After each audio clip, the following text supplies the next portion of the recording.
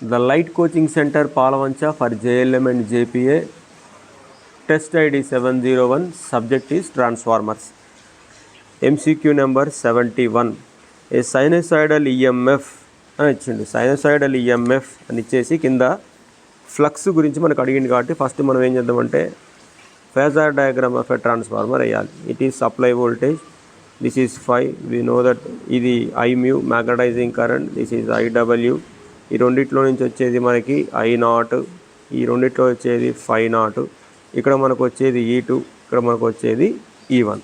So వాడు ఏమడిగిండంటే sinusoidal EMF అడిగిండు. Sinusoidal EMF lags the flux induced by 90 degree. అర్థమైందా? సైనసాయిడ్ లాగ్ అవుతుంది ఫ్లైతో పోలిస్తే, కాబట్టి ఆప్షన్ ఏ. రెండోది, in which of the following is the highest rating of a transformer is like to find application. Generator సైడే highest rating transformers ఉంటాయి.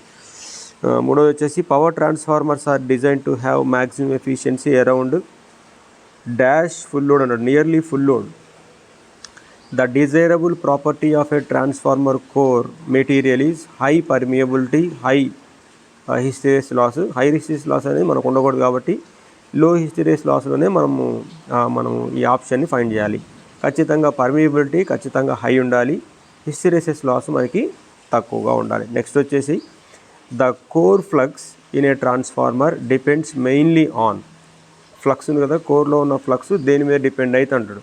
వి know that phi which is equal to V/F అని ఉంటుంది. అంటే ఖచ్చితంగా మనకి supply voltage frequency మీదనే core flux depend అయి ఉంటుంది, లోడ్ మీద కాదు.